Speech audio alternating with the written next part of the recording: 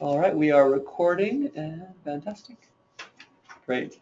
Well, welcome. I am excited to talk with you today about varieties of slave life in the American South and look at our source during our second hour, the narrative of the life of Mr. Frederick Douglas. I think it's just a wonderful opportunity that we'll have to discuss those things today. Let's start with a prayer. Let's see.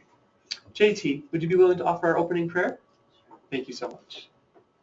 Dear Heavenly Father, thank you for this day. Gives us that we can have a good lesson that we'll be able to be intent and be able to take something from this and be able to learn from it. And please with that. You can also have a good rest of this semester. We say this in Jesus Christ. Amen. Amen. Thank you very much. In a word, describe slave life in the American South. Diverse. Brenda, why would you say diverse? Not all slaves were treated the same. Some were treated like some of them did have some rights, even though they weren't supposed to. The masters let them have, and then others were under a lot of rule, and yeah. Definitely, right? Depending on the size of the place where you lived, depending on your master's preferences, depending on if you had an overseer or not, what kind of an overseer he was, the type of slave work that you did. If you were doing a task system or the gang system, I mean, there's so many different varieties that we'll see. What else? A word. Yes. It was harsh. Harsh. And tell me more about that word. Why would you choose that word? People, like the slaves, were not being treated right. They were whipped and starved and worked and just everything. So. Thank you for that. Can't escape the harshness of slave life. Even, for those who maybe had it a little cushier than some others, they still were slaves. They still were bound to work for somebody else. That is definitely a harsh existence in many ways, psychologically, if not physically as well. Rachel, what's your word? Mine was force because they were forced to do everything and they couldn't choose for themselves. Definitely, right? This is Satan's plan. And we see it enacted again and again and again in the American South. Thank you for that. All right, Camilla, a word? I would say bondage because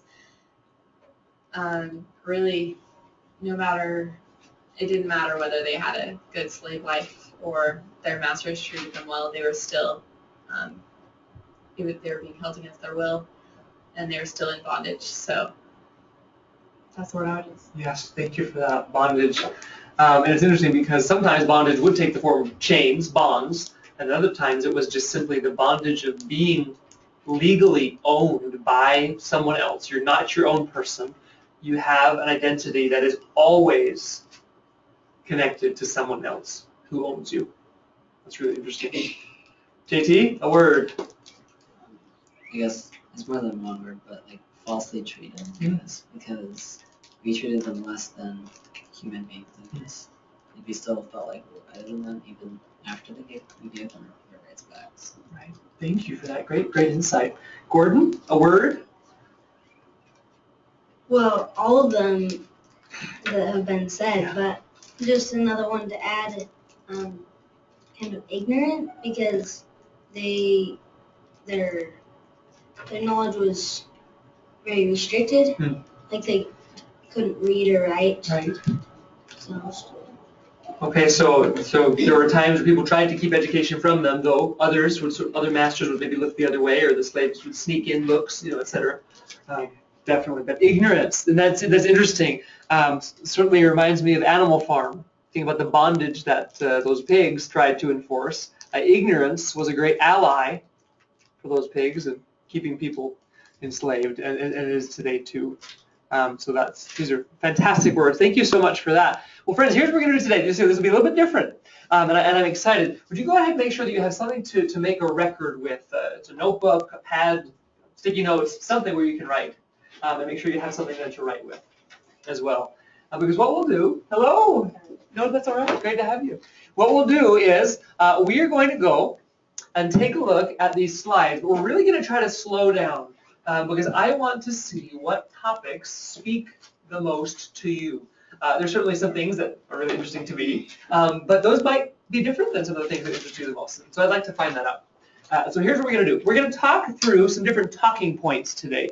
And those talking points will be based on what you would like to talk about. We'll set it up in this way. I'll put a slide up. For example, here's the first one, regional differences. I'll give you, a minute to just sort of scan through. Hopefully you've already read this, and so this is just a review versus new knowledge. But as you look through it, I would ask you to find the one talking point that interests you the most, either because you have a question about it, because you're passionate about it, because you really feel the need to say more because you think it's so despicable, or maybe it's inspiring, depending on what part of this we're going to read today. And so, for example, I would ask every one of you to then write down your one little talking point. And you can put it in a phrase, a title, just a little topic. Let's say that I were doing this. If I were looking through, I would take a look at, maybe I would say, white owners were responsible for enforcing most of the codes. And so for me, I would say, that's interesting. Why? Well, because it means that there's actually some latitude. There's a little bit of leverage that could be applied in this case. And I would then ask myself, now wait a minute, if there are bad laws that are going against the common consensus of humanity, that are going against God's laws, what do you do? That to me is a very interesting thing to think through, because if you happen to live, let's say that you were the child of a slave owner, and there was a law in your state that said that slaves weren't allowed to read, and you walked by someone your own age who was trying to sneak a book, what do you do?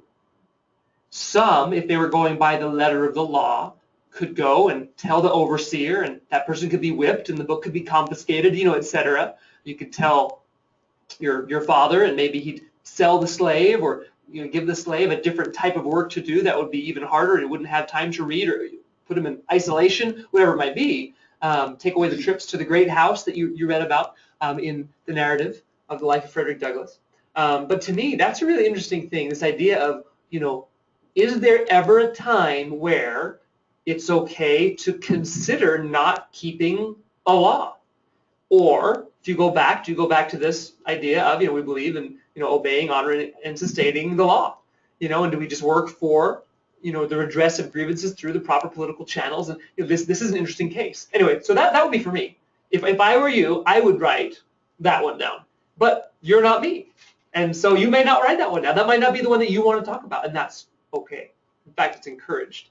I'd like you to really think not what would Mr. Gentile like to talk about, but what would I really want to delve deeper in. Okay, so with that said, here's your first slide. I'd like you all to write down, and then what we'll do is I'll think of some way to randomly select one of you to then share what your talking point was, and that's where we'll start our reasoning and relating process based on the research that you do, and then the record that you make of your talking point. Any questions? Okay, go ahead.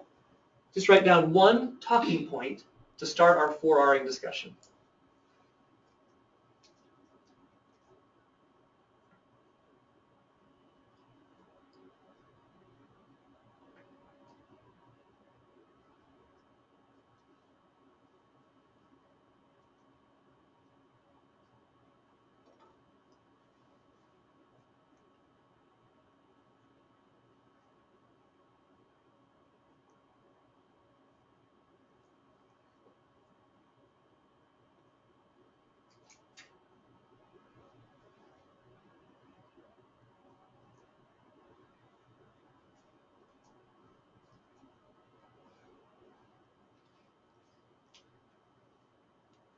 For the talking point, as long as whatever you write allows you to then make reference to it in a way that everybody else could understand, that's great. You don't have to write a complete sentence or anything like that. It really could just be as simple as, varied greatly depending on region, or, right of self-defense, or whatever. Yes. I have a question. Yes, sir. So, with the slaves, were there ever like classes of slaves, like chief overseers, and then like? Yeah, in fact, yeah, you can see that in the document even, that different slaves are given different privileges based on their behavior, based on the types of jobs that they, and so slaves would vie for certain jobs. You know, it was much better, for a lot of reasons anyway, depending on who you were as a slave and your personality, to be working in the big house, so to speak, right, in the master's plantation home, right, that mansion house, depending on, who he was and the size of his acreage. That was a much easier life than to be picking cotton all day, and so if you could get a job like that, that was a coveted job, so there were definitely classes of slaves, and they understood that hierarchy, and many of them worked, and sometimes with pride and against each other to try to jump over another and get a certain position. So it's a great question. All right, you ready? You had some time. Let's see. JT, a number between 1 and 31. 24. Whose birthday is the closest to the 24th of any month? Anybody closer than 4 away from the number 24, your birthday? No? Okay. Then Brenna or Samuel, your talking point. Should we go ladies first? Sure. Okay. Okay, so. Oh, please, the microphone, if that's okay. It says that despite the harsh micromanagement of some masters, most owners actually chose not to enforce the letter of the law and granted the slaves a wide range of autonomy. And it just made me think just the difference between some people and like why some people who own slaves, why they would go down this road till they were treating their slaves so harshly, and just kind of what would make them do that, while others decided to treat their slaves better, and just kind of what circumstances led to those behaviors. Oh, I love that. I think there's a really important principle here. What's the principle? That there may have been some laws and some slave owners chose not to follow the letter of the law. Maybe they did follow the spirit of the law in some ways, but yet they gave a little bit more autonomy to the slaves in their care. What's the principle there? Because you could see this same kind of a principle in a ward with someone following a handbook, for example. Some feel that it might, and by that I'm not speaking for or against, you'll see the spirit is what matters most, but some will say the handbook says this, we will interpret it according to exactly what the handbook says, and others will say the handbook teaches a principle, so we will run this aspect of the ward according to this principle that you can find in the handbook, and then you could say they're both right, but different people will do things in different ways. Please. The one thing I've always been confused about is who made the slave laws. Sure. We have legislatures, colonial legislatures, and then once we had states state legislatures that were making these laws. There could also be different laws depending on your town could pass a law, your county could pass a law, but a lot of these were statutes in state law. It bugs me because it's pretty much going against the Constitution. Though the interesting thing was, though, it was certainly going against the Constitution in some ways, but in other ways, a Constitution that did have this compromise about slavery and not getting rid of it at the first. And we'll obviously talk about that a little bit more. In fact, next time, our next class will be just about that fact. So next couple. So yes. So what was their reasoning behind making these kind of laws? Like, why was it necessary to do? Sure. One answer would be for the same reason that we have property laws today. That there are certain things you're able to do with property. Think of like intellectual property rights.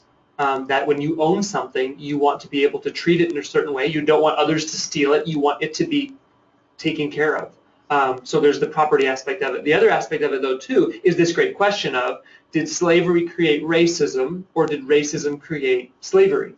And depending on the person, because obviously everybody's different, many wrote about the slaves as being, hello, welcome, friends, wrote about the slaves as being inferior beings. Right? There are some who said this is like having someone who's a step above a cow. Therefore, we need to have a specific way of treating this class of being because they're not on the same footing with the rest of us. Now, others thought that that was abhorrent and didn't agree, and would fight to change laws like that. But essentially, you have a very large group of people, as we know. Remember, think of South Carolina, right? 61% of the population in South Carolina is slave. You have to figure out how to manage that population, given the fact that you're going to ask them to be and require them to be slaves. People don't want to be slaves. Therefore, what does it mean to be a slave? What can you do and still be a slave? What can't you do and still be a slave? And so the laws try to define those actions. Does that make sense? Yeah. So it's a great question. So let me ask, what's the principle here? That whether you're given a handbook and you look it up in the young women's section of the handbook and it talks about new beginnings and here's what it says, or right, you have a Boy Scout manual and well, here's how to do first aid for this case. There are some who would say, for example, one of the very first times I ever helped jump start a car, right? I printed out a 23-step. Here's how you do it, and I was okay. Step 1, pick up the right yellow cord. Step 2, in your other hand. And I'm like, I have a piece of paper. What do I do? Okay, I'll put the piece of paper here. Okay. Step 2, pick up the other end. Okay. After that, I did a little bit differently because I realized you just need to pick it up. Because how can you jumpstart the car if you don't have your jumper cables? That was really the principle behind it. You need the tool, so grab the tool. Okay, but I didn't have to read it, and I didn't have to say right hand, left hand, right? And so tell me, whenever you have instructions, whether it's a law, whether it's a handbook, whether it's for the strength of youth, right? How do you know how to apply that law? Letter of the law, spirit of the law, both. How do you do it? How do you navigate? Because there are some who could be very much a stickler. It says that we do not wear, boots during the summer. But yet, on June 15th, you have a 3-foot snowstorm. Do you allow your child to wear boots? Does that make sense? Because, by the letter, we do not wear boots in the summer. But yet, you might feel that it's okay if you have 3 feet of snow, even in June.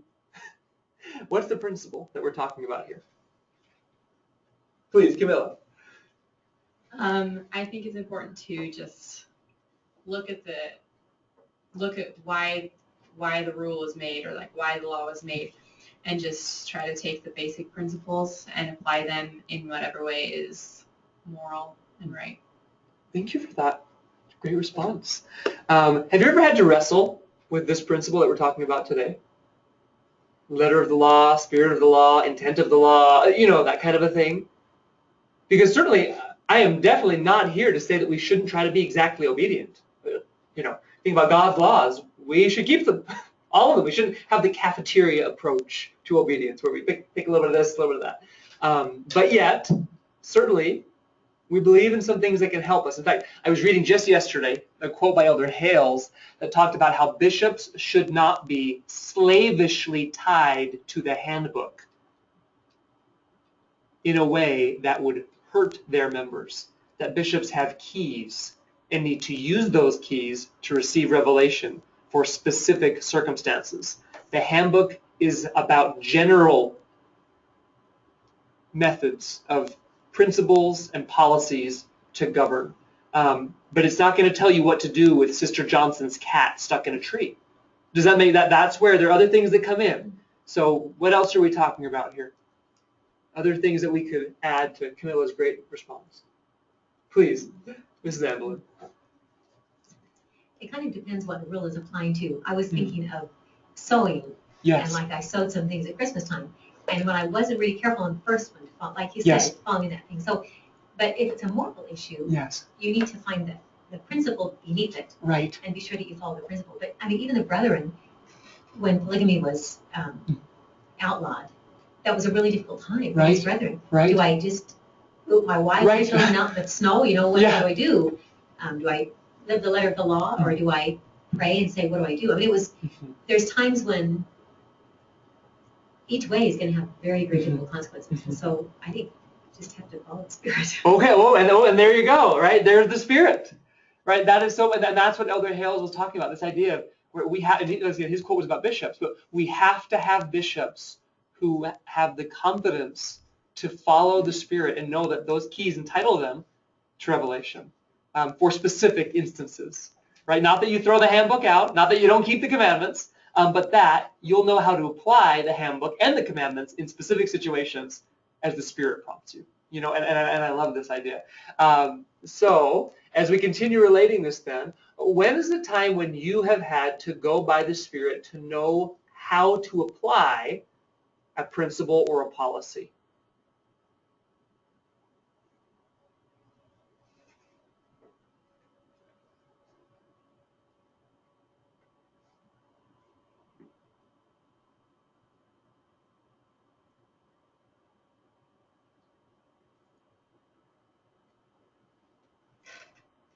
Please, Samuel. I don't have a specific instance, but I do feel like it kind of just depends on your attitude towards the law. Sure. Because some people say, I'm following the Spirit of the law just so they can disobey the law. Sure, exactly. Get around it. Exactly. But if you have the attitude that you're trying to do the right thing, and like maybe the law impedes progress or something like that, but you still have the attitude of living the principle, then that's when the Spirit of law is appropriate. Yeah. Thank you. That's so interesting. I once, years ago, had a student who was making a comment about how much she had been working on keeping the standards of the church in regards to modesty. And she was just talking about how she had changed her wardrobe. I mean, she changed, her friend group. I mean, she is now shopping at different places and had to spend a lot of money to do this. And then how she now has a testimony of modesty. But the interesting thing was, the very girl who was saying this was dressed in something that I would never want my daughter to leave the house in. And that was an interesting lesson to me, because I realized, I can't judge her heart. It's not for me to judge her heart. Now, I could say, if my daughter asked me, can I wear this? Well, I don't feel that that's modest. Let's go back to the principles, let you govern yourself, that kind of a thing. But yet I thought it was interesting because, who am I to doubt that she was sincere about changing her wardrobe, changing her friends, changing where she shopped, spending all this money to buy different things. And I was thinking, boy, what were you, and I didn't say this, but what were you wearing before?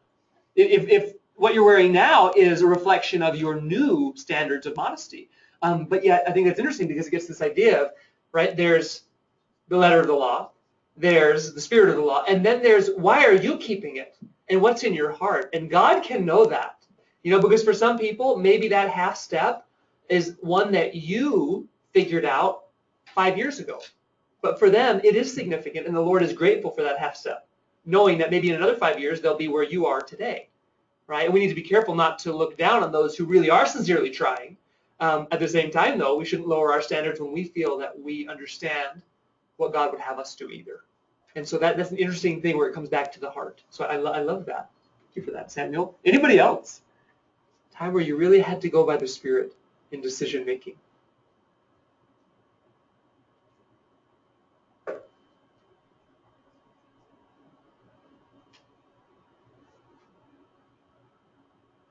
Brenna? Sorry, this isn't me. I can't think of one. I might think of one later. But sure. I'm thinking of fasting. Like, if you're sick, you have to decide, am I going to go for these entire 2 meals? Or, like when people are really sick or something, they'll do like a bread and water fast and stuff. Mm-hmm. And I guess you would need the Spirit to decide when you're at that point and when you need to do that, instead of doing it just because it doesn't feel good. Okay, I love that. Seeking the Spirit in something as specific as, boy, right now I'm in the hospital. I can't keep anything down. I'm dehydrated. Should I not drink because it's Fast Sunday? You know, right? I mean, there needs to be some judgment there, right? It's not just as simple as it's the first Sunday of the month and I fast on the first Sunday of the month. You need to work with the Spirit to understand for you. Love that. All right, well, friends, I think this has been kind of a neat principle here. So thank you for that, Brenna. Let's go to the next slide then. Okay. All right, go ahead and take a look at this one. Once again, if you're just joining us, we're looking for talking points. We'll find a random way to give somebody in this room a chance. Brenna happened to be the lady, and so you had a chance to be the first there because your birthday was 4 days away from the 28th. Or from the 24th, you were the 28th. Is that right? Okay. And what we'll see is here we have the size factor. Go ahead and find one talking point that interests you the most, either because you have a question about it, because you're really passionate about it, because you're inspired by it, because you think it would be beneficial to discuss with the group. And then after you pick that talking point, you may be selected as the one to bring up your talking point, and then we'll reason and relate together based on the one that you offer to us. So take some time.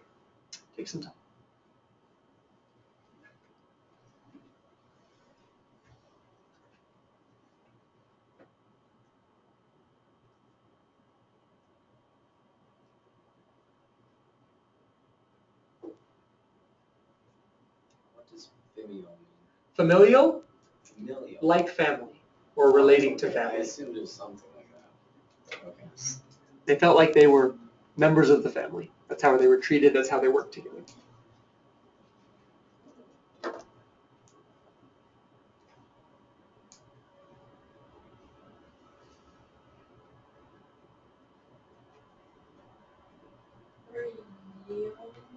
So these are the small farms where you're working your own land, for the most part. Is someone that owns their own land.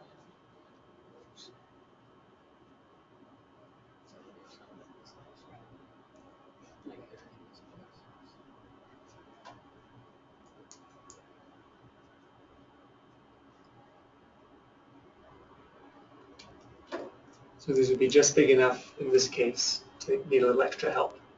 That's why the slaves would be involved.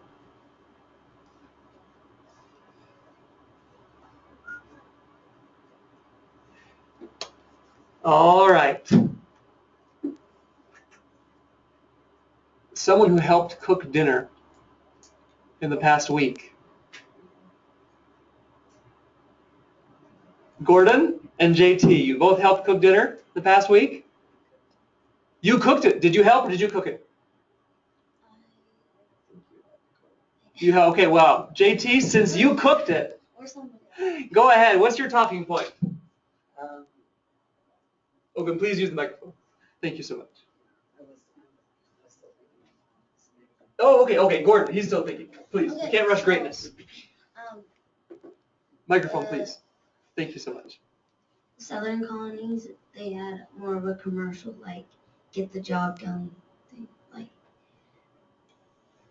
just, they didn't really use their products, I guess. Well, they more shipped it out to they were more commercial and did it for money instead of, because they had to. Okay. So it's kind of focusing on, right, the lower south with the majority of slaves working on cotton plantations, that kind of a thing. Mm-hmm. And then we have others toiling on sugar or rice estates. Mm-hmm. So really this isn't the home garden. You're not looking for a little bit of help for your own sustenance. Right? This is an export-driven operation, shipping it to other people because you're making so many that it's about surplus. Right? This is an interesting thing. What's the principle? Well, mine was kind of the opposite of Gordon's. The idea that struck me was I think it's a little better for it to be like a yeoman, because you don't think of a yeoman as someone that's like trying to get tons of money, or they're just trying to provide for their family. Okay. And so I feel like that's a little more moral, but I mean, still it's slavery, so it's not good. Yeah, so there's different kinds of like there's the plantations where the owners were basically just there to get gain, but then there's the yeoman that is more of the family lifestyle. Okay, thank you for that. And it is interesting to note that the majority of slaves, right, worked on these big operations, but the majority of slave owners had just a handful of slaves.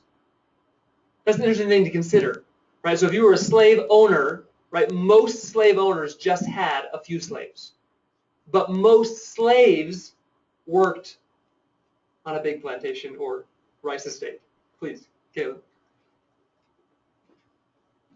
So that was kind of my talking point, is for the slaves, for sure, definitely the majority of them worked in horrible conditions, but for the majority of slave owners, they treated them well. They had an almost familial bond. So it'd be easier, I think, in that case for them to justify, well, yeah, we have slaves, but we're treating them well, and they're almost part of our family. And that was the majority opinion, because that was how most of them felt. Realized the exact problem. They saw their own darn plant for their own farm. Right. For the slaves, it was defined by more the what they went through, and that's kind of what we see. But from the South's perspective, it wasn't necessarily that way all the time. Exactly. In fact, as you're saying, and this is important, most slave owners were not sitting on a porch with a mint julep watching an overseer with hundreds of slaves whipping backs in the fields.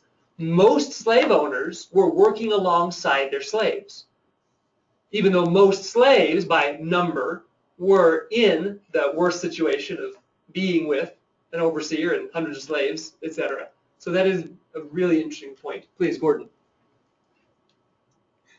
So we've been reading the Fishers of Men series by Gerald N. Lund, and so it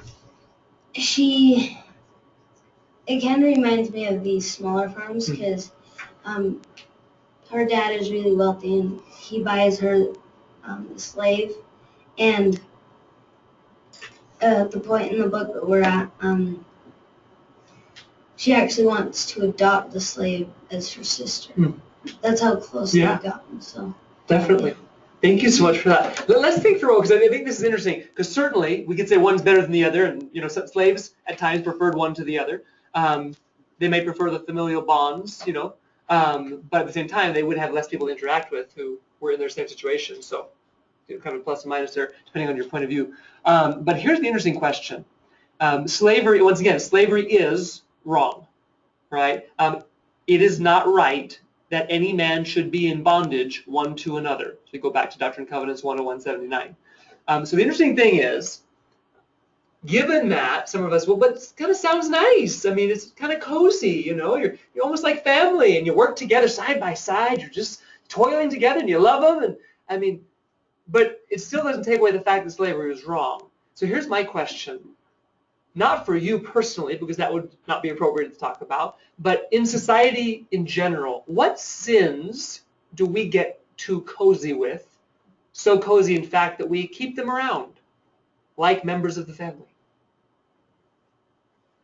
Like I said, don't speak from personal experience, but just speak about society, or I know a person who, or in my observation, that kind of a thing. Please, Camilla.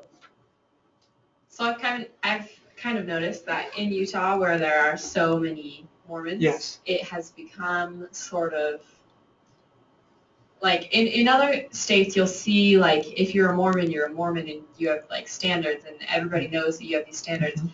But in Utah, I don't know if it's because there are so many Mormons in Utah, but the standards are kind of like compromised. You'll hear people swearing, and you'll be like, wait, I thought you were a Mormon. But you notice that it's almost become so common to be a Mormon that people just kind of become like anybody else. I don't know. Yeah, they become like, they try to not follow the standards so that they'll be like different from the rest of the crowd. And I think that's become something that people just have accepted, and So yeah. Yes, great insight. Thank you so much, Camilla. Please, Gordon. Kind of like what Camilla was saying, if we do, so many people around here are LDS that if we see somebody else doing something bad, then we're like, oh, well, they did it, so it must be fun for us. Right. Thank you so much for that. Great comment. Please, Caleb. I think one thing that I've noticed a lot in just being around friends and stuff is kind of the media that people take in, where, you know, they'll just put the radio on and whatever comes on, they'll listen to and go, oh, I love this song. Really? You know what that's talking about? But so I think just having this culture of like we're all friends and it's all good, and that's great, and that really can be beneficial when your friends have good standards. When they kind of like start to slip just a little bit and they don't even know it, then it starts to let in other things that become okay, and then for their friends that becomes okay because their other friend who's a good member of the church does that, and kind of just, you know, starts people down that path just a little bit. So. Thank you for that. Great comment. Samuel. I feel like lots of people aren't very grateful for the many blessings that we have here, and like they take for granted a lot of different things, both in the church and even like in the school.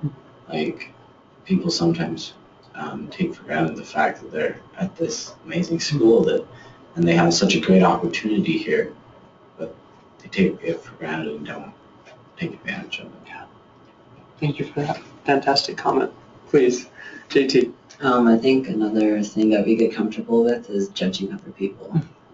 How it's just, especially in today's culture with the media and how we look at other people and compare them with ourselves and with other people.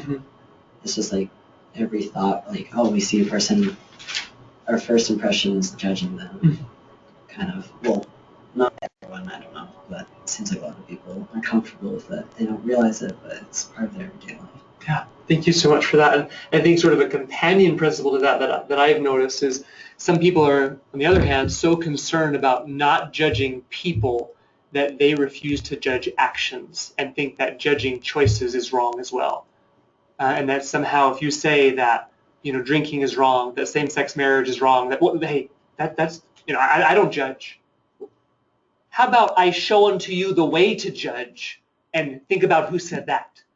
Right, you know, and so we better believe we need to judge actions and choices and right from wrong, right? People feel that, you know, any judgment these days is somehow politically incorrect, right? But certainly on the other hand, right, we don't have any right to make final judgments about people. We need to leave that to the Lord, as Elder Opes has taught, this idea between intermediate judgments, which we are commanded to make, and then final judgments, which we must leave to God because we aren't capable of making them. So love that, just to bring those together too. Yes. Brother.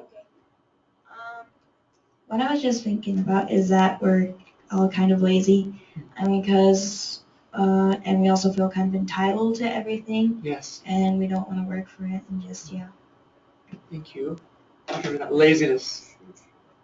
Cozy. Laziness is a cozy sin, right? I mean, certainly. All right. Well, friends, thank you so much for that. Okay. Here, let me take you here to. We'll go to this one for a moment. You know, because regardless of where you were working, right, you know, on a small yeoman type farm or at a large plantation, right, there was a reality. And the reality was, interestingly enough, Camilla's word. So, woohoo! Good job, Camilla. Bondage. This was the word that she chose at the beginning of class to describe slavery. I'd like you to take a look here. Where do you think the talking point would be for you on this slide? And the fundamental fact of any slave's existence, bondage, cannot be overemphasized. As historian Stephen Hahn has observed, wherever they may have labored, all slaves in the antebellum South, by the way, antebellum meaning before the Civil War, had one thing in common. They were chained to their owners as individuals.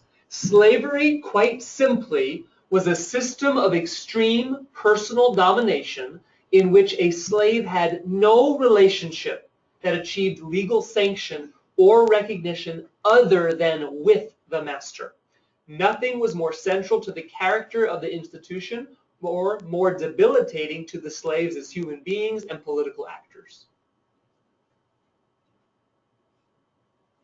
What is your talking point here?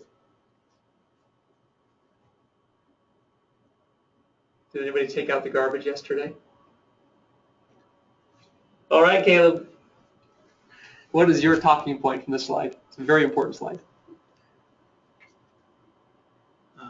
So I think just the recognition that it was a system of extreme personal domination. There's no equality at all in this. There's nothing that you could possibly say that would benefit the slaves. It was their will and their ability to exercise their agency was taken away from them. They were forced into something that they could not get out of. Thank you for that. Right? Even if you say, hey, read as much as you want, and I'll give you lots of leave time, and I'll give you an extra cherry pie every other day, and here you can eat at my table with me. At the end of the day, that still didn't change the fact that the slave had no relationship that achieved legal sanction or recognition other than with the master, that they were chained to their owners as individuals. They were slaves. No matter how nicely, no matter how much you smiled at them and patted them on the back. Please. You covered it. Oh, was that similar? Okay. So guys, so tell me about this. What does this slide have to do with premortality?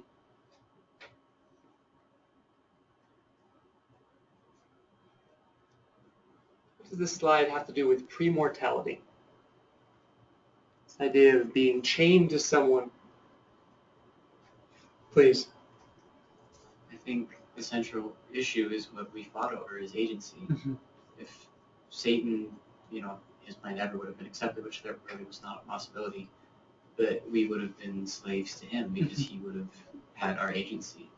So the very thing that we chose to fight for and all chose to come to earth because we accepted that plan, individuals then turned around and decided to emulate the other side and take away others' agency because they could. Because they were given their agency to choose what they would do, and they misused it to hurt the agency of others. This is a huge point. We see throughout history individuals who say, in effect, chain yourself to me, give me your agency, and I will be your savior. We see that again and again and again, including today. Brenna, and then Samuel. This is kind of going off what Caleb said, but it also makes me think of that Satan is still trying to enforce his plan on earth. Like he hasn't given up. Like just things like slavery, communism, anything that takes away agency. Thank you so much for that. Excellent comment. Samuel. So, I was thinking about how the atonement is something available for everyone, and it is an extreme personal thing where you change yourself, but it's like the opposite of this because you have your agency, and here it is, your relationship with your master, but you have to choose to come to him, not you're forced to repent, you're forced to use the atonement. It's you have to choose, and then you benefit from that relationship with your master. And I just thought how it's interesting that this was very individualized personal domination, and how the atonement is individual and personal, and it's the complete opposite of domination. Love that. But yet those types of quote unquote bonds are the bonds that make us free. Those bonds of the atonement, this idea of dependence brings independence as we depend on Christ's atonement. And even then we still choose to act as we rely on him. And he won't force us. The thought of subjecting our will to his, it's there's subjection here, but it's completely different. Yeah. And isn't it interesting to see how in some ways, seemingly on the surface, close, what Satan was proposing was to what we actually do need to do, which is to come unto Christ and be perfected in him. only through him. But yet, what Satan promised, though it may have sounded similar, was actually the opposite, because it led to bondage and not to freedom. Please, Mrs. Andelin.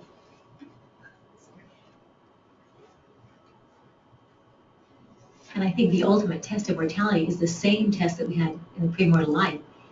Just because the scriptures say if you exercise control or dominion and compulsion upon the souls of a man, you'll lose your priesthood. And I think for women it's the same thing, that it really is about agency. That's why submission to God is never forced by God. It's always given freely. Yes. And so I think truly that the tested war in heaven, yes, the third were lost there. And when it says that almost all men will exercise this compulsion, I think this is a very, very real and huge test that a lot of us may fail. Yes, thank you for that. Definitely, definitely. Wonderful, wonderful comments, friends. Thank you so much for that. You know, let's look at, and once again, I don't know if you can say that it's wholly positive, but I think it is a more positive aspect of the experience. It is an interesting moment in which, even though it may have been at 11 o'clock at night, when the slaves could get some time in the slave cabin to themselves, and then they had what we might consider all of the housework to do. And boy, they've been working all day. What a terrible thing that they had to then choose to do their own laundry. But it's interesting because as you may remember reading, slaves talked about how the act of choosing to do their own laundry, do personal projects, even if it was in the wee hours of the morning, was sometimes the only agency that they had, even though they were still slaves, but they were able to find a space, even within slavery, in which to be actors and to act instead of being acted upon. So I'd like to look at that for a moment here. Let's go to this one. All right. All right. Let's take a look.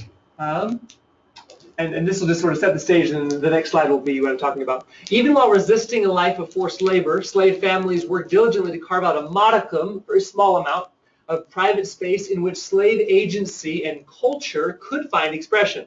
In 15 by 15 foot one-room log cabins, slave families ate cornmeal, salt pork, vegetables, and the occasional deer or fish in relative privacy. Fathers and mothers who were present together in 2/3 of slave families, 1/3 of slave marriages were severed by sales or forced removals, had the rare opportunity to exercise authority and control behind closed doors in these dwellings. And slave parents who converted to Christianity could choose to teach their children biblical stories of deliverance, such as the story of Moses and the exodus of the Israelites from bondage in Egypt, in their personal space. And so this is where you see families actually are able to act. I want you to think of this family for a moment here. Tell me why in the middle of the night, maybe 2 in the morning, you would personally want to choose to knit a scarf for a loved one, even if you had to get up at 5 in the morning and be out at the field, and if not, you'd be whipped. Why would you choose to knit that scarf at 2 in the morning?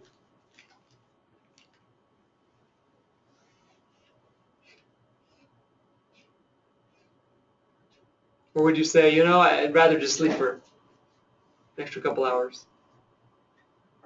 Please, Samuel. I think that because of their humbled circumstances, that they learned the principle that sharing and giving and loving people is the only way to find happiness. And because of the harsh treatment, or because of their bondage and things, they were humbled to the point that they really learned that principle, and they really valued giving something to someone else. Yes, love that. True happiness. Thank you for that. I understood that. Anyone else? Please, Brenna. I think it allowed them to love each other and express themselves and like kind of become more than just robots or something who are just working the fields all day. And, the site said that we're like able to develop a culture. And yeah, I just think it's fascinating that they would choose to exercise their agency that way. Yeah, thank you. Fantastic response. Thank you, Brenna. Anyone else? As we think, I love, you may have picked up on the quote here. This is one of my favorite, I think this is such a powerful quote that you'll see here at the end. And just so you know, too, this was interesting. I actually worked with Jacqueline Jones, who wrote a book called Labor of Love, Labor of Sorrow, which was all about what we're talking about right now. This idea of let's get beyond slavery. We know the evils of slavery, but was there any space in which slaves could be actors and actually have some control over their lives? And she found that the home was actually a remarkably autonomous space for slaves for these reasons. In their own home, slave fathers and mothers also enjoyed creating their own division of labor, an act that, as historian Jacqueline Jones has explained, amounted to a political act of protest in defiance of the slaveholders' tendencies to ignore gender differences in making assignments in the fields. The slaves, whenever possible, adhered to a strict division of labor within their own household and communities. Consequently, the slave family played a key role in their struggle to combat oppression, for black women's attention to the duties of motherhood deprived whites of full control over them. Indeed, Martha Colquitt remembered her slave grandmother and mother staying up late to knit and sew clothes for their children. When asked why they chose to toil so late into the night, once again, after working for somebody else for the entire day, they replied that, and here's the quote, "They done it 'cause they wanted to. They was working for theyselves then." That, I think, is a very, very profound quote. What's the principle there? What would you reason?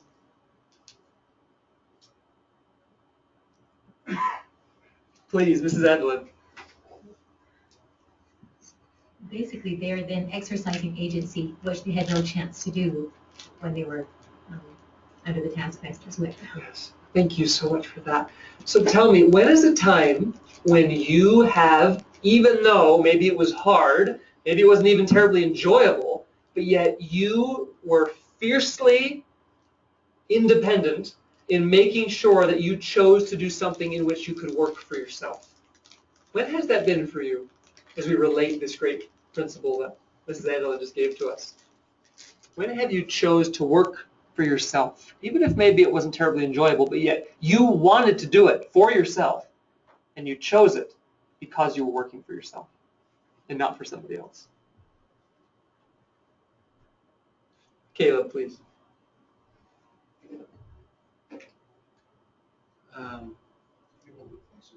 Yeah. Everyone try to hold it about 2 inches away. Probably times when it's spring or fall and I'm running with a lawnmower to try and beat the sunset so I can not have to do it over the weekend and enjoy that time. So. Okay. Well, I like that. So there's some self-interest there. If I finish this now, I'll have more autonomy later. So you work a little harder, a little faster, maybe. Anyone else? Please, Samuel. For me, well, like playing cello, it has never been something that like my mom's wanted me to do or anything. I don't think I've ever heard her tell me to go practice or anything like that. But it's definitely been something that I've worked for myself on. It's just been, I was motivated to do this and I want to, and it's not my mom making me or anything like that. I love that. Thank you so much. It was interesting. I was actually chatting with my students at the seminary today, and they were saying, we hate school. And I said, why do you hate school? And they said, we just feel like we're forced to do this work. We don't even want to do this work. We just feel like it's a waste of our time. And because we feel forced, we have no desire to do it. I said, well, that's really interesting. And the people who were saying this to me were those who love to work very, very hard, lifting weights or playing soccer, or they have, they do 4-H or whatever, but they do their other thing, FFA, that kind of thing. And I just realized this idea that, when we are personally motivated, we will work so much harder because we're working for ourselves, and I love that. Mr. Anderson, did you have a hand? Please. I was just going to say this last week I was out pruning trees Yes. in my yard, and it just was very self-gratifying in some ways to see the trees take their proper shape. Yes. And I realized that I could choose to be very happy in that chore, pruning rose bushes and fruit trees, and it made me think of a quote. Well, just one of my friends in college, he said he was a chemistry student, and there were a lot of trials, and they didn't have a lot of success in their chemical experiments, but sometimes he'd like to go home and just nail a shingle on his roof so he could say, I did that. Right, right. And there's a sense of, right? We like to see things done, and I think particularly when we choose to act for ourselves. Yes, thank you. Thank you so much for that. Well, friends, I love these great reasoning and relating discussions here. I'd like to go, to this one. This one is I think very powerful to me for a number of reasons. How many of you would say that music is something that moves you? It's a powerful part of your life. Tell me why for you. What is it that you love about music? We have a number of musicians here, so hopefully we can articulate our thoughts. Please, Camilla. When you're playing a song, it's so easy to just like express emotion in that song, and you can just express yourself so much more fully through music than through words. Thank you for that. Well said. Well said. Please, Gordon. So in our music class at school, we're required to do this musical quote, and we like make it pretty or whatever, print out a picture of who said it or whatever you want to do. And one of my friends, he did this one. I can't remember who it was by, but the end of it said, God made music to help us be able to pray without words. Thank you. Love that quote. Samuel and Mr. Anderson. Often when I'm listening to music, I guess you could say I feel the Spirit a lot, even if it's not like a hymn, something like that. I'm just listening to like a movie score or a cello piece or whatever. I often feel the Spirit when there's some like climactic part in the music or something that just is amazing. I don't know how to describe it, but then it's a little different when you're actually playing the music, because it takes almost no effort to push play on my iPod or whatever. But when I'm actually learning the music and I've spent hours and hours memorizing it and getting it perfect, that's when it's really fulfilling to be able to play it and have that same feeling, but that you've created it yourself. And you know that it could possibly affect others in the same way when you play it for them. Yes. Thank you for that. Great insight. Mr. Anderson, please. The other day I was listening to a radio show and heard someone say that in musicals, when the emotions are too powerful for words, you sing. And when they're too powerful for singing, you dance. And it made me think that the Lord does let us sing, and there are many times in the scriptures where we're counseled to sing and sing unto Him and to even dance, and let our dances be also praise to God. And that those are powerful emotions in which we can actually worship the Lord, and that we will sing to Him in future days.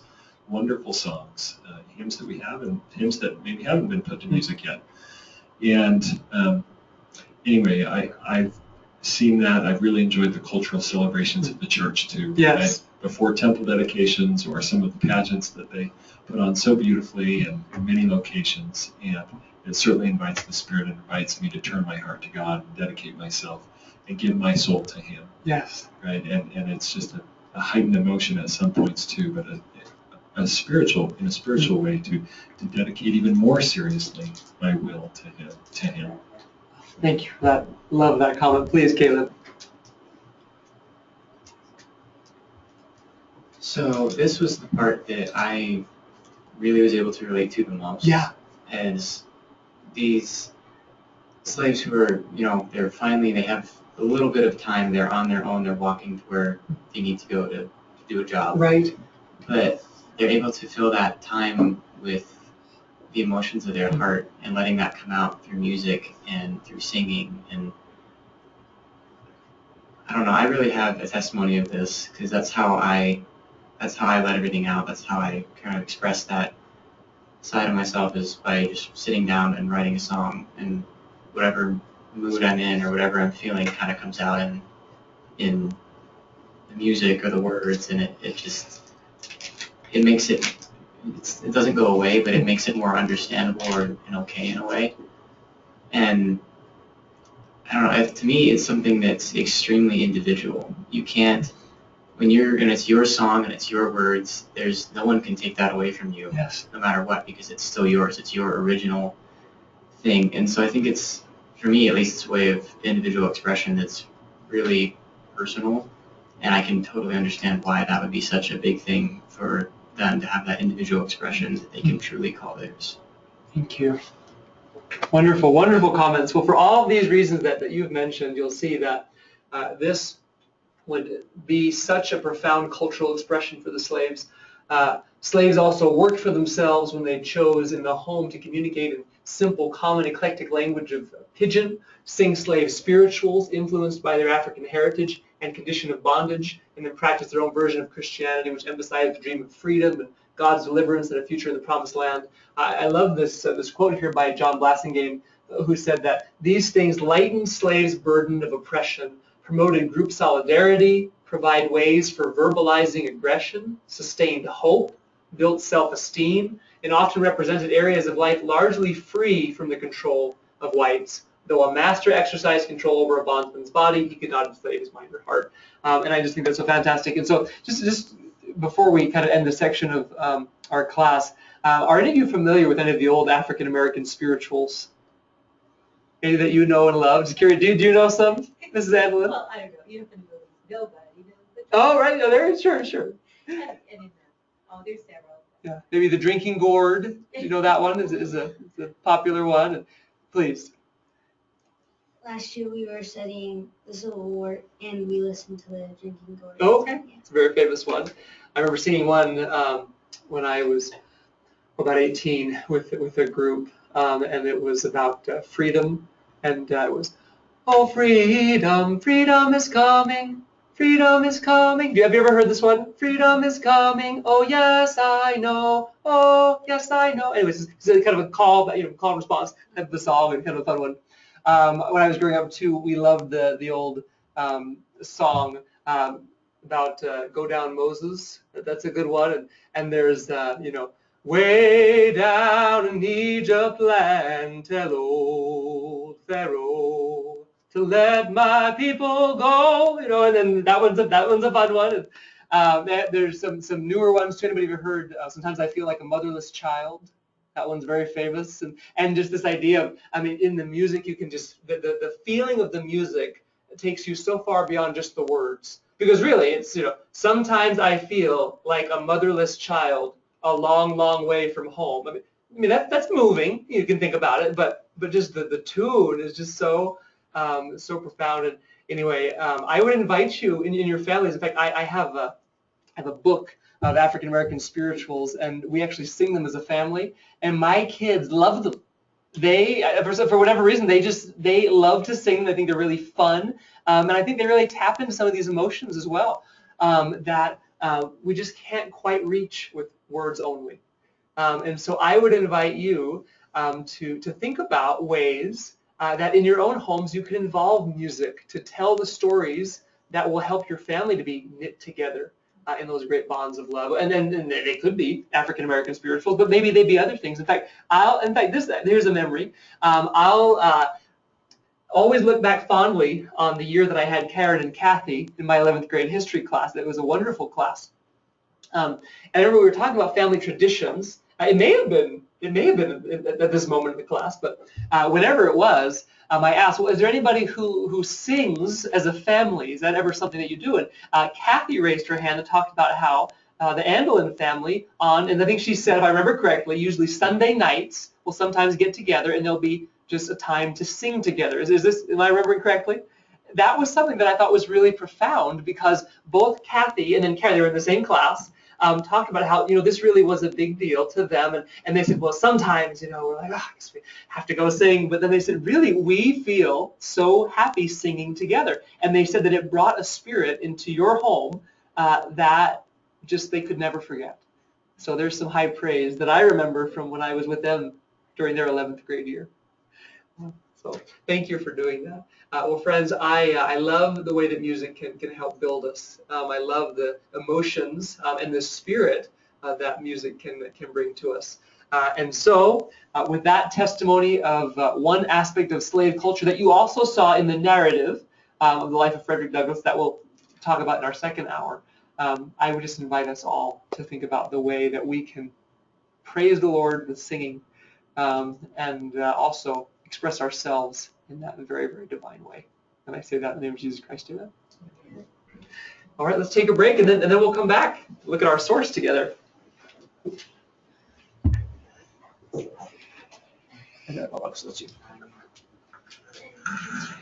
All right, well, welcome back. We'll take a look at this wonderful source by Frederick Douglass now.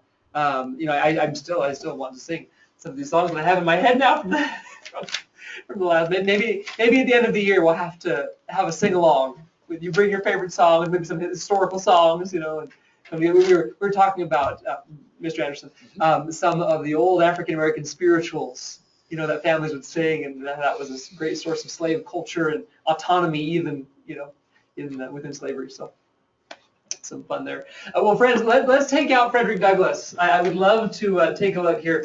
This is one of my favorite pieces. It's a difficult piece. There's some tough moments to wade through in the brutality of the slave experience, of course. But here's what I wanted to do. And this, once again, this is a little bit different. I thought we could just sort of circle the wagon, so to speak, in a way. Mrs. Updike, let me ask permission, and if that's not okay, that's fine too. We do it differently. Would we be able to just put the desks a little bit of a circle and then put them exactly back where we found them, or would that be too difficult to do? No, that's fine, as long as they go back to exactly where they are. Okay, right. So essentially, if this group could sort of just turn this way, so same position, just turn this way, and then if this group could just turn this way, maybe we could face each other that way. So maybe less of a circle, and that way it'd be easier to remember exactly. Thank you so much, Mrs. Updike. I appreciate that. That might be good to just have a little bit of different setting for what we do today. So, Brenda, if you could come and join this row here, and I'll come and join you as well. So, let's see here. I'll just give a picture for us. All right, wonderful. Keep the microphones. Let's see here. And just sort of turn,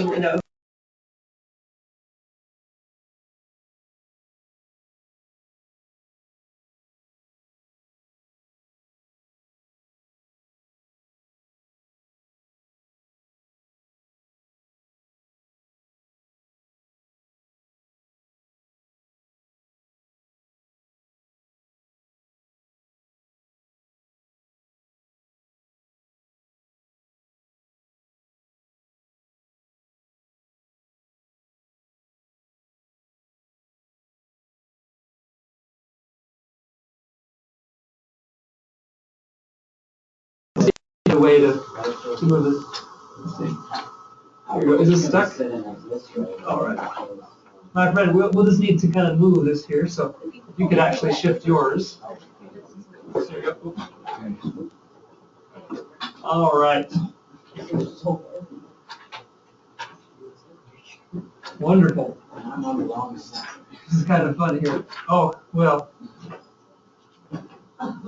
You'll be coming round the desk when you come. He's in wonderfully. In like a pin. I'll just take a chair here. There we go. Fantastic. Well, Fred, I think sometimes it is kind of fun to have a little bit more of an intimate setting and kind of be together here. And, I would say Knights of the Round Table, but Knights of the submarine, whatever shape this is. High council meeting. That's right, there we go. What I thought we would do, so your computer is, let's say, Did I bump it or something? computer is overloaded. Would you like to hide all webcams? I think that sounds like a good idea. All right, we can do that, I believe. Hide a webcam, so show your webcam. Sure. Okay. Okay, but this one though, we can do this later. Okay, great. All right, wonderful. I think we're in business here. All right. So here's what I'd like to do. I'd actually like today, just in a different activity than we've done in the past, to just start, and I'll start. Why don't you just read until you're tired of reading? Few sentences, 5, 10. What I'd like you to do is after that person stops, after a few sentences, I would love to just take a pause and then have somebody raise a hand as the Spirit moves you and talk about something that stands out to you that we can then start reasoning and relating. Because you'll see these are some very personal experiences and they cover many different topics that bring out varied principles for us to talk through today. So I'll just start here. And let's be really thoughtful. That's my invitation. My father was a white man. He was admitted to be such by all I ever heard speak of my parentage. The opinion was also whispered that my master was my father. But of the correctness of this opinion I know nothing. The means of knowing was withheld from me. My mother and I were separated when I was but an infant, before I knew her as my mother. It is a common custom in the part of Maryland from which I ran away to part children from their mothers at a very early age. Frequently, before the child has reached its 12th month, its mother is taken from it and hired out on some farm a considerable distance off, and the child is placed into the care of an old woman, too old for field labor.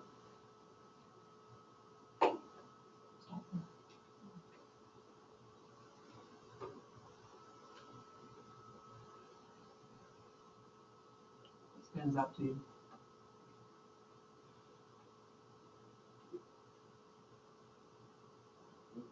Oh, if we still use those microphones, thank you so much, my friend. By breaking the family ties, it kind of keeps them in subjection.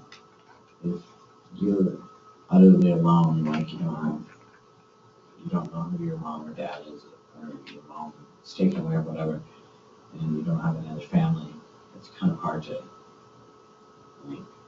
change your situation, especially when if you're like that young and you're taken away and put somewhere different. Gordon, please.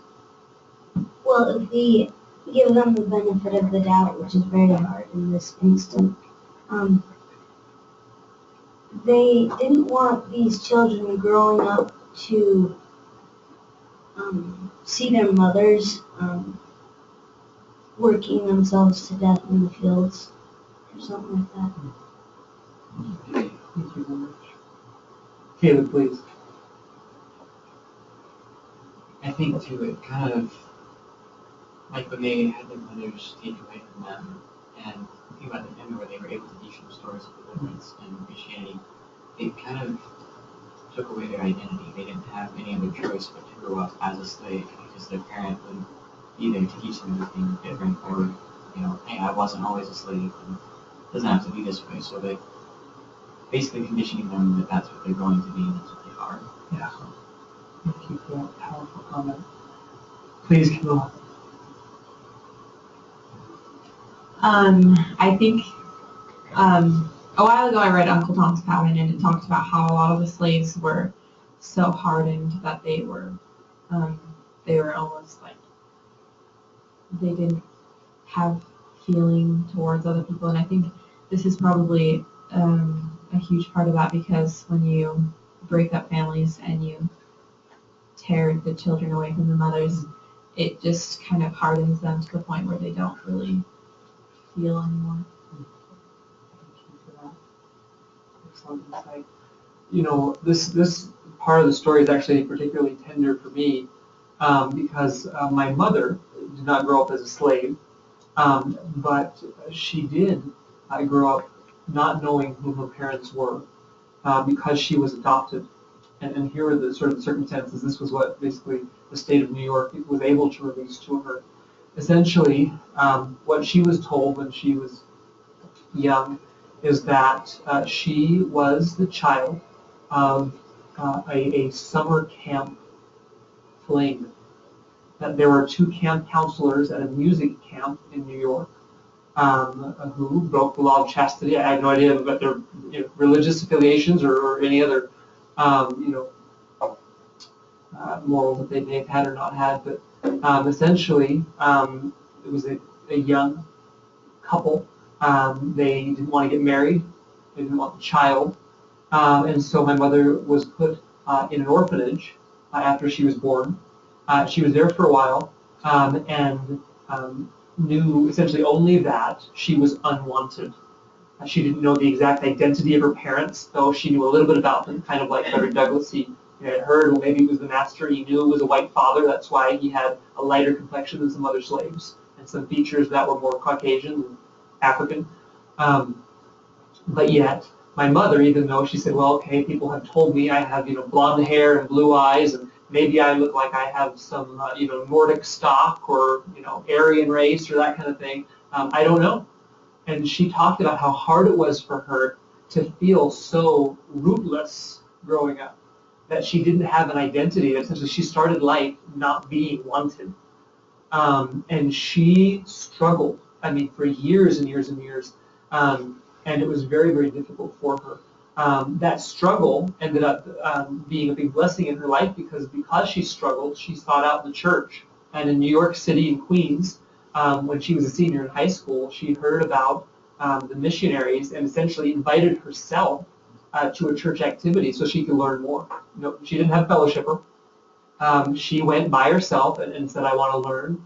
I've heard some things about the Mormon church, and I would love to learn more. And anyway, and when they taught her the doctrine that she was a daughter of God, that she did have a father who she could know and have a relationship with, and he wasn't someone who was dishonorable or who had given her up and who didn't want to know her like her earthly parents. That was incredibly moving to her and brought the Spirit into her life in a way that led her to the waters of baptism. And everything else that she learned about the church started with this new identity that she found as a daughter of God, as someone who really did have a worth, because she felt worthless growing up, feeling that nobody wanted her. And so I think about Frederick Douglass, and I imagine that what my mother has described to me may have been something that they too felt, experienced, tried to cope with in a lot of different ways. Please. Bless you. And similar to that, though, although even worse, is that it probably was not consensus between that man and woman, and to recognize it as a slaveholder, they even felt they had ownership of their bodies. That, that really, it's just so tragic. So Exactly. Thank you. So this starts with this terrible act of something that, as you said, was not consensual, most likely. There was force involved, and what a terrible thing that is. Thank you so much for that. Please, Mr. Anderson. If I'm remembering right, one of the things that happens in communist countries is they take little babies away from their mothers at a very early age, and they're kind of raised by the government, I guess. Mm-hmm. That's another way that the government controls people. And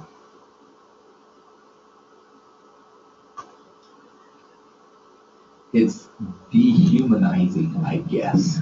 It's putting humans more on the plane of animals and objects. Objectivizing them, is that a word? Yeah. It almost reminds me of the last sentence, what we read, I think last week, about his name was the African name, but Why are parents to lose their children, brothers their sisters, or husbands their wives? Surely this is a new refinement in cruelty, and adds fresh horrors even to the wretchedness of slavery. Thank you so much. That's very full. Hold on, Adriana, please. I'm quite saddened to see that perhaps our country is headed in this way with so many daycare centers where mothers are not.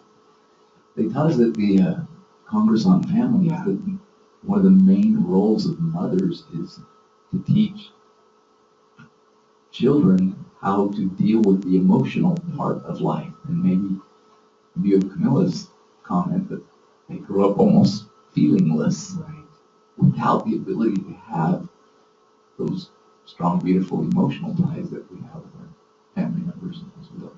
Thank you. Thank you for that great comment. Please, Mrs. Updike, and we can just run a microphone to Mrs. Updike.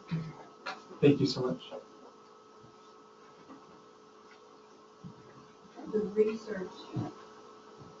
research on early childhood education in America, where we remove children from mothers, proves that we render them very peer dependent because they don't establish that identity, as Katie was saying. When they're removed from their mothers, they don't know who they are, and they become very dependent on their peers. And that's what daycare does. Yes. Thank you. Thank you so much for that. Jacob, is that a comment or just hold on? Thank you. All right. Well, let's keep going. Wonderful comments all. Please, Mrs. Evelyn, if you do want to just keep reading for us. At the ellipsis. Yes, I never saw my mother. I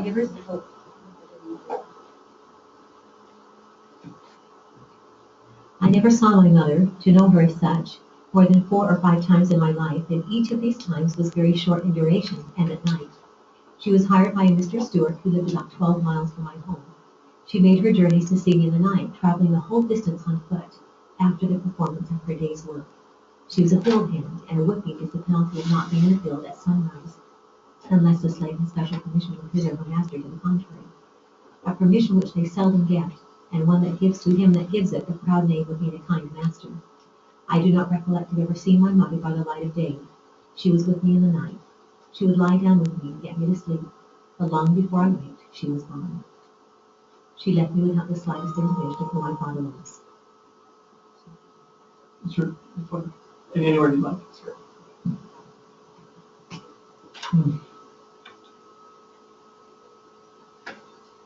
What stands out to you? There's some very powerful principles, I think, here. Please, Gordon. I'm saying. Oh, sorry, Samuel. Sorry. Forgive me. I really like how the mother was so willing to sacrifice to go be with her child for just a little while. Like after the entire day of work, she would walk 12 miles just to go put her kid to sleep, but then she'd have to walk 12 miles back in the morning and have to get there really early. So, pretty amazing how much love she had for him, even though her circumstances didn't allow her to do very much, but there was a little bit that she could do. Thank you for that comment. Please, JT. One of the things that it says is she still loved him without letting him know who his father was. And I think she probably wanted to do that to protect him too, like, and not let him dwell on where he came from. Oh, crap was in my head. To not, like, I would say, stereotype himself, I guess, like, doesn't even have the right word, I don't know. Put a label on himself? Yeah, label himself as, like, a disgrace or a mistake because, like, a half-white, half-white. So he was never able to be, I guess, judged by that, so, or judge himself by that. Thank you. Thank you for that comment, JT. Please, Brandon. It's interesting how it says a permission which they seldom get, one that gives to him that gives it the proud name of being a kind master. And in anything below, because we're reading the Screwtape letters in the class right now. You know that? Yes. And it kind of talks about how one can have pride in humility or have pride in false humility. And I just think that was interesting.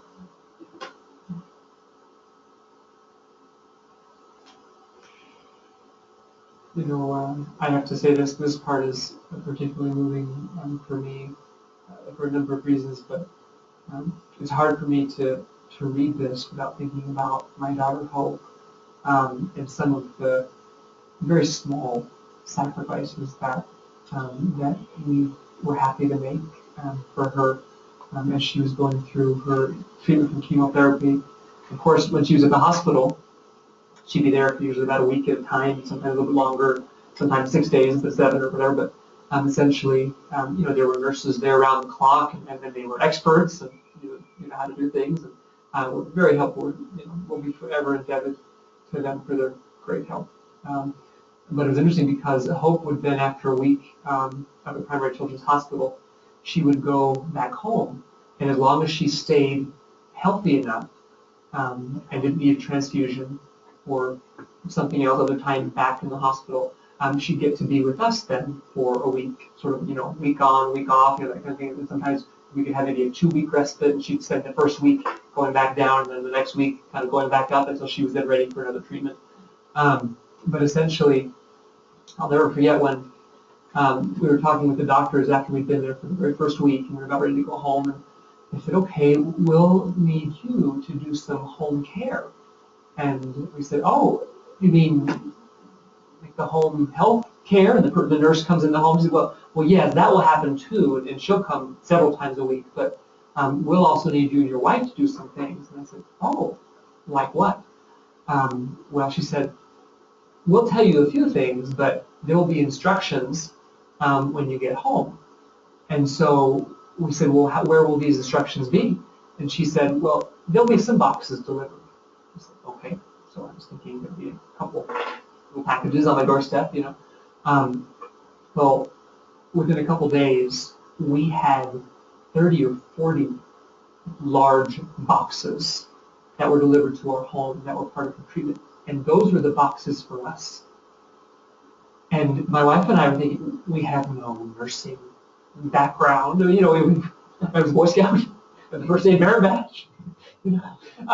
I was CPR certified, that kind of thing. But essentially, every hour there were 1 or 2 or 3 or 4 different medications to administer, and they were administered in many different ways. They were administered in the port that she had. Some were administered intravenously. I mean, there's all these different ways, and some were for her feeding tube, and some were for her catheter. And I mean, she had 3 different hookups, and we had to try to help with all of them. And I mean, there were just, mountains of plastic wrapped syringes and needles and medicines and tubes and machines, and I mean, it was overwhelming. And so, we called, they said, oh, we'll call you and we'll walk you through. And so they did that. But that started this 5 months of round-the-clock, when she was at home, care that we hadn't anticipated, that my wife and I would give to this little one. And I just have some of the sweetest memories of, really every hour, one of us getting up in the middle of the night, and the machine would be beeping, and we'd go and we'd turn off the machine, and we'd hook it up to another nutrition bag, and then we'd have to go and we'd have to set everything out on the bed, and we'd have 9 different syringes with different fluids in them, and there was an order to all of this. And we would open the port up, and to do that you have to disinfect, and all these things with your own hands, and you put the first one in, and you have to drain the blood out and make sure that. And anyway, you just went through this process, and this sweet little one would just be sleeping as round the clock my wife and I were administering these different medicines to her. And in that moment, I just thought, this, is such a small thing to do because of the love that we have for this little child. And of course, we were happy to do it and just wanted to do it right and worried that, we might not do it right. And, I think about this mother coming to Frederick Douglas in the middle of the night when she could have been sleeping. And I think about that sacrifice. I think about how my guess is that every one of us could remember probably many times when our mother sacrificed for us. Maybe it was in the middle of the night. And so I would invite you to think for a moment and to let us know of a time when you saw your mother sacrifice out of love. It wasn't convenient. She probably would have been happy to get some extra sleep, but yet she chose maybe at night to come and to help you in some way because of mother's love. When has that been for you?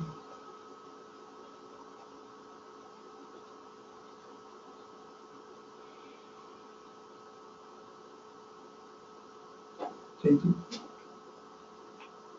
Just recently I got my wisdom teeth out, and so like she would always, I had to take the severe medicine because my jaw got infected a little bit, I guess, so I had to take all these medications. Not as much as your daughter, but she like would always wake up at like 12 and then 6 in the morning, and just like was always like walking to my room with a cup of water and a pill, and I was like, I didn't have to do that, I could set an alarm, but I was like, yeah, it's okay.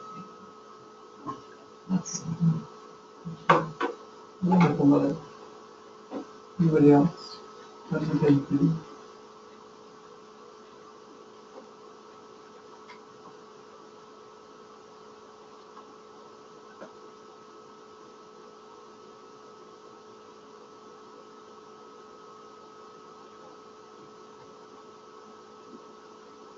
I'll share a fun family story. I have quite a remarkable mother, and I'll never forget a picnic. We had gone to a covered bridge. There are many covered bridges in New England. Maybe you've seen some in postcards or on the internet. Maybe you've been. But there's a beautiful covered bridge in Conway, New Hampshire. And my family would often go on a picnic up there. We'd drive there and have a picnic on the bridge, and then we'd go and explore the water and dip our feet in. We were feeling particularly adventurous because it was in the White Mountains, so it was very cold. Sometimes we dive in, and play some games, splash each other, that sort of thing. Anyway, but we were there once, and we had a beautiful picnic, and my mother was always so good. She loved, one of her ways to show love is by making lots of really delicious food. That she loves. For her that just shows love. And so she had, of course, I've done herself, and all the favorites, and we had the best meal ever. Anyway, then we went down, and I was just running along with my brother, and we were splashing each other, playing games. Anyway, he went to go, I think, get a towel because he was very cold or something. He was running across this covered bridge, and it was, these wooden planks, and didn't have any shoes, and started this full sprint, and suddenly he just let out this blood-curdling scream, and went to the ground and started holding his leg. It was just rolling back and forth, and we all said, "Chris, drop!" Everybody rushed to his side, and he had a humongous splinter in his big toe. And it was as wide as sort of the base of where you see the graphite on the pencil start to come out of the top. It was like a spear. Been speared by this bridge. Anyway, and we were trying to grab it, and it was really far in, and nobody could get it. And he's screaming in pain, and there's blood everywhere. It's just the poor guy. I think he was 10. Anyway, so 10 years old. And so we're all trying, my dad, he's trying to fish it out with his keys, with a knife, and then we couldn't get it, we could not get it, and he's just writhing in pain, and going white because, he just, the pain tolerance, was not as high for him, and shall we say, but it looked like it was very hard too. Anyway, suddenly my mother, never forget this, she's like, "I have an idea." And we said, "What?" She said, "Stand back." And we all parted. And she took my brother's toe with blood and all. She stuck it in his mouth. She clamped down with her teeth on the splinter, and she pulled it out. And there it was, in between her teeth. She had taken it out. And I just remember staring, and at first we all started laughing, but then it was actually quite a moving moment because we realized that who would do that? Right? Would you do that for your friend? Probably not, you know, I mean, really, I mean, right? I mean, that took a lot of guts, a lot of love, a lot of courage, and, covered in blood. I mean, it was really kind of a disgusting moment, but yet it was a mother's love. I mean, it really was, and then she cleaned up and then looked just as prim and proper as ever, but I will never forget my mother diving in to save the day, even in such a really difficult way that I don't think any of us would want to do. But yet she did because of her great love for my brother. And I love her for that. And that's just one story of many that I could tell about her. Please.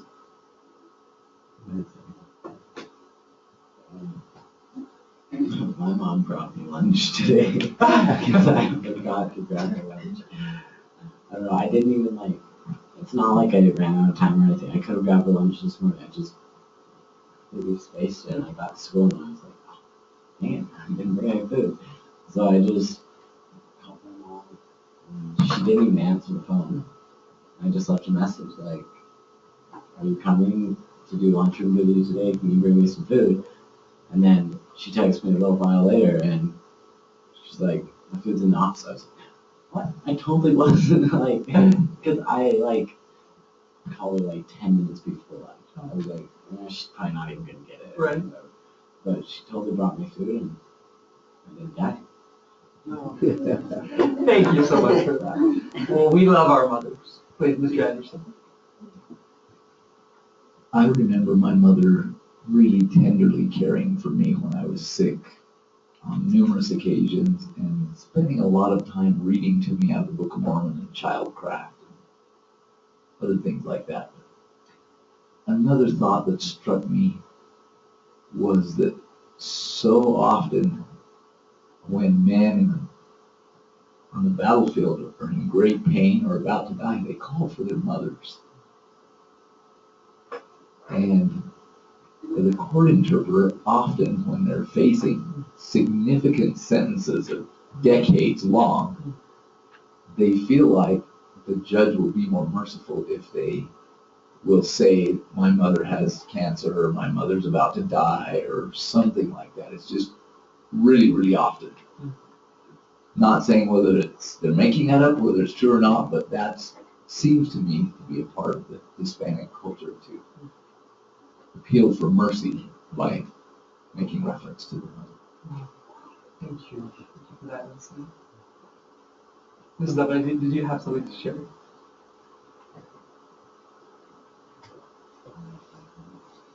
I've been debating because this is tender. When I was in high school, I was the eldest daughter in a family of 10 children. And my father was out of work, and my mother got her training as a nurse's aide, and she got a job working at night because then she wouldn't have to leave us. And she would work all night, and then she would come home, and she would sleep for 4 hours. And then she would get up and do all of the laundry. And every day she would make a dozen loaves of bread and a dozen sets of 12 cinnamon rolls. And they were the best on the planet. I can remember every day on the bus coming home from school, I would talk to myself the entire way home, I am not going to have a cinnamon roll today. I'm not going to have a piece of warm bread slathered with butter. And the minute I would get off the bus, we lived way down at the end of the street, I could smell my mother's baking. And I would run home and grab a cinnamon roll. Oh. But the reason she did that was so that her teenage children could go out to their standard customers in the neighborhood and sell the bread and the cinnamon rolls and make the money we needed to pay our expenses in high school, to buy our clothes, to buy student activity cards. And then she would have dinner ready, and in the evening she would lie down for an hour or so before she went to work and did it all over again. For many, many months, that is what my mother did for her family. Thank you for sharing that sweet, sweet story of sacrifice. Friends, what a wonderful topic, you know. I just want to say too, you know, Mrs. Evelyn, that I will never forget visiting Kathy when she had that shunt put in. Who was there at her bedside at the hospital but you? Of course it was you. I know that meant so much to her to have you there. We talked about that experience at length when she came back. I know that your care for her made a difference. So thank you. Let's keep reading, friends. Wonderful topics these are. Camilla, please. The whisper that my master was my father may or may not be true, and true or false, it is of but little consequence to my purpose, whilst the fact remains, in all its glaring odiousness, that slaveholders have ordained and by law established that the children of slave women shall in all cases follow the condition of their mothers, and this is done too obviously to administer to their own lusts, and make gratification of their wicked desires profitable as well as pleasurable. For by this cunning arrangement, the slaveholder in cases not to use sustains his slaves on the double relation of master and father. Let's talk about that for a moment. This is a very interesting thing to think through. That according to slave laws, the child would be a slave if the mother was a slave. And so the slave child would follow the condition of the mother. That was the phrase that was written in all of these laws in all the different states, after the condition of the mother. Tell me why that would be so reprehensible. Do you see what a law like that would do? Please, Caleb. It's basically they justified the fact that you could go and violate someone, and if a child happened to come from that, then that's a blessing for you. It's now more profit for you because you have another slave you didn't have to pay anything for. Plus, you were able to do whatever it is that you wanted to do with whoever, and it's just an awful way to take away a consequence of something that is so vile. And I don't know, just manipulate everything for your gain, and there's no repercussion for it. So. Thank you. At least in this life, right? And certainly there will be. It's important. Well, that's their whole posterity, like their whole chance to have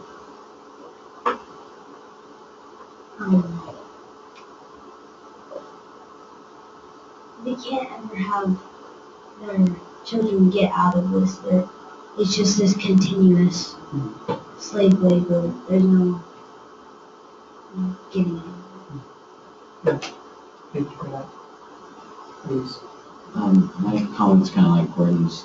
Like it's kind of makes it a perpetual slavery thing that continues to grow and get.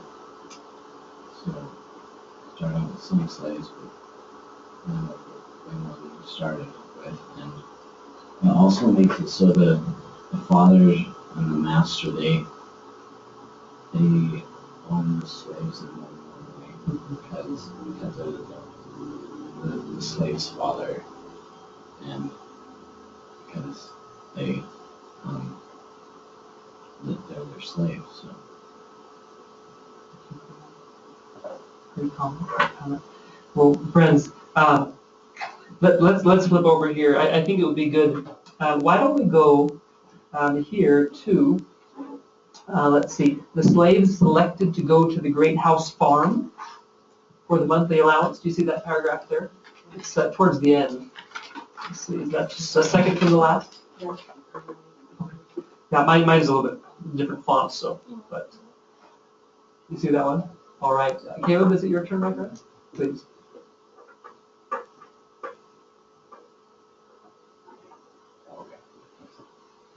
The slaves selected to go to the great house farm for the monthly allowance for themselves and their fellow slaves were particularly enthusiastic. While on their way, they would make the dense old woods for miles around reverberate with their wild songs, revealing at once the highest joy and the deepest sadness. They would compose and sing as they went along, consulting neither time nor tune. The thought that came out, if not in the word, in the sound, and as frequently in the one as in the other. They would sometimes sing the most pathetic sentiment in the most rapturous tone, and the most rapturous sentiment in the most pathetic tone. Into all of their songs they would manage to weave something of the great house farm. Especially would they do this when leaving home. They would then sing most exultantly the following words, I'm going away to the great house farm, oh yeah, oh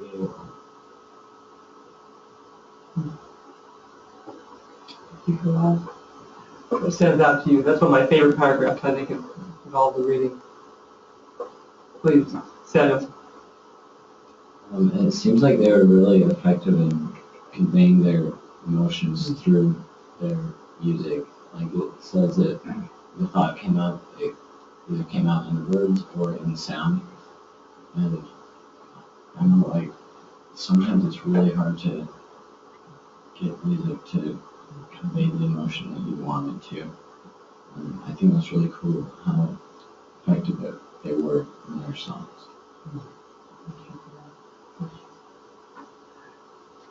Please, Mr. Anderson. A couple quick things. One is a commentary on the skill of this writer.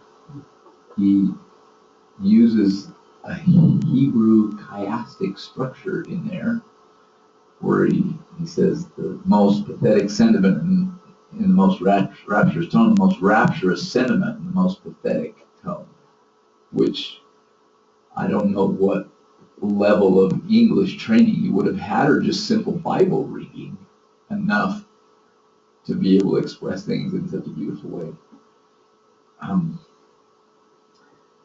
When I was in high school, we had a gentleman from the South of African ancestry come as a guest conductor to conduct our high school choir. And I remember the teacher preparing us for that. You know, we practiced these Negro spiritualist songs for quite a few months. And she said, you look at this man when he comes and see what is different in him than what you're used to. And it was really true. He was short, and his hands hung down so his fingertips would come down below his knees, which is a little different. Maybe people that believe in evolution would think, oh, well, you know, that's because, you know, they'd find some connection there. And I don't know how many generations back his ancestors actually come from Africa, but he had so much soul, and he teaches of the cultural background of these Negro spiritualist songs, and teaches to kind of get the spirit of that music. And it would really help us, at least me personally, to really relate to the condition of slavery and the heart-wrenching feelings that they were trying to express through this music, which could be so meaningful to them, even in such a hard, challenging state and condition of life. Thank you so much for sharing that experience. Friends, as we relate this, tell me, if you are very, very happy, what is a song that helps you to express your emotions?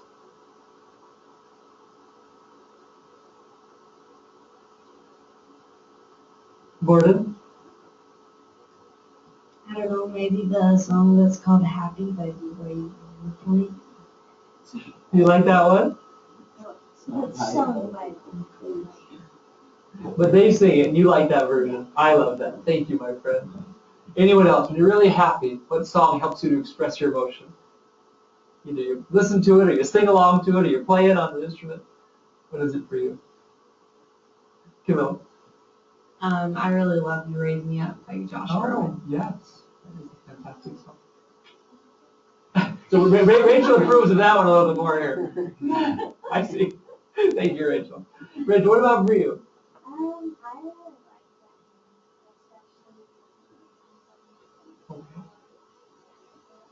Wonderful. Come, you saints, or if you can kind of pull up.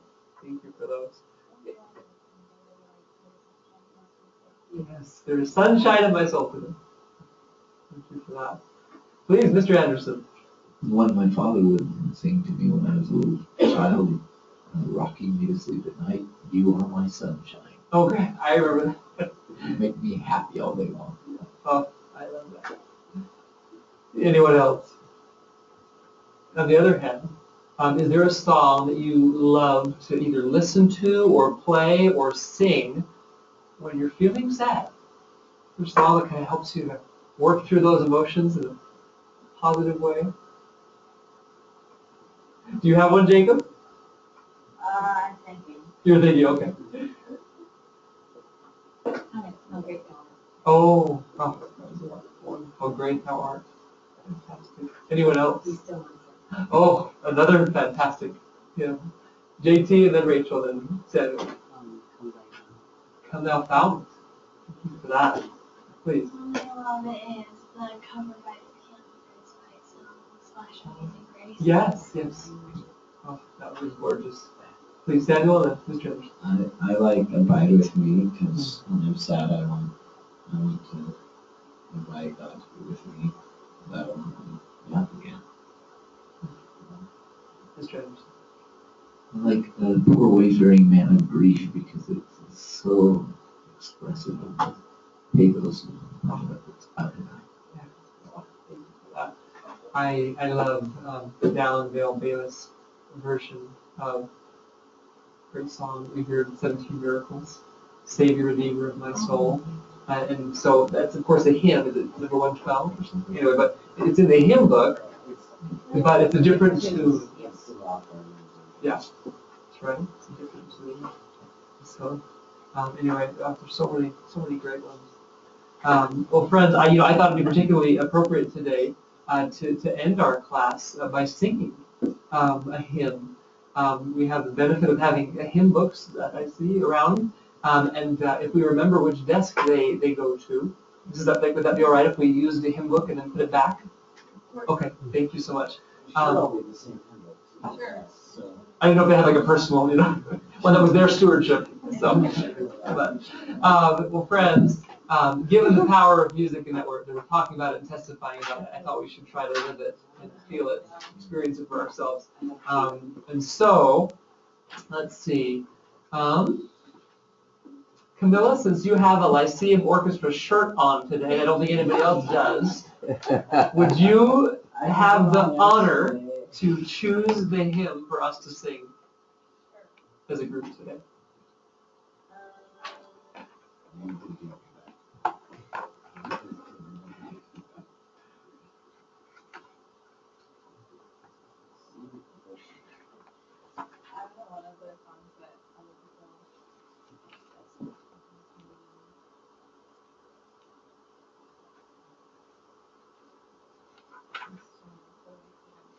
Great. Wonderful. All right. Well, make sure that you can see. So sit next to somebody and share a hymn book. And let's. Why don't we sing the first and the last? Would that be all right? The first and the last verses. And you can use the microphones if you like. Because we'd like our friends across the country to hear us. Hopefully, we'll be singing with the Spirit. So. We can have you do a solo. Samuel, that'd be wonderful. All right, Brett, may I share with you? See the words again. All right. Does anyone have a nice note? Nope. Great.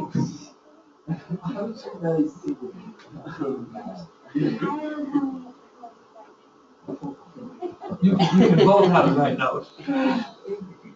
All right. Oh man, that's cool. Can you conduct it, or you give us the 1, 2, 3 kind of thing?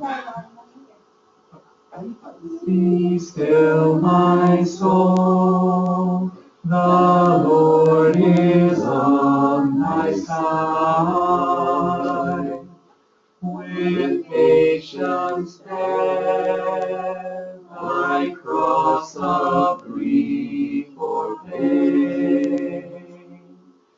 Leave to thy God to order and provide. In every change, He faithful will remain. Be still, my soul, thy best, thy heavenly friend. Through thorny ways leads to a joyful end. Be still, my soul, the hour is hastening on, when we shall be forever with the Lord. When disappointment, grief, and fear are gone, sorrow forgot, love's purest joys restore. Be still, my soul, when change and tears are past. All safe and blessed we shall be at last. Thank you all so much for that pleasure to sing together. David, would you offer our closing prayer today?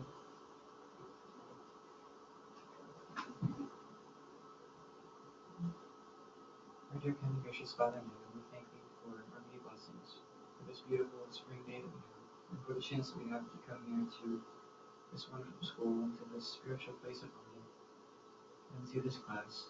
We thank you for the spirit that we have taught here today, as we have been able to learn of the life of slaves more and their expression through music. And we thank you for the power that is in song and the prayer that we are able to offer to lead from our hearts and our voices in music. And we ask that we be able to better appreciate that and express that. We thank you for the spirit that is with us. We ask that it may abide with us throughout the rest of this day, this week, and strengthen us in all that we need to do in school and in our lives and sharing the gospel. We thank you for the chance we have to be a part of thy church and to understand more fully and partake of the atonement. We ask that understanding and usage of the atonement be able to continue to grow, that we may come closer to thee. And we say these things in the name of Jesus Christ. Amen. Thank you so much. Thank you, friends. Thank you so much. I look forward to our class next week. And make sure we put those desks back in as perfect a fashion as we can for Mrs. Updike Scholars.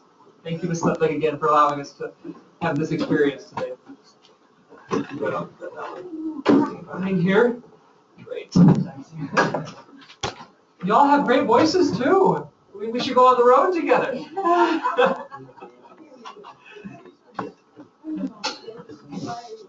So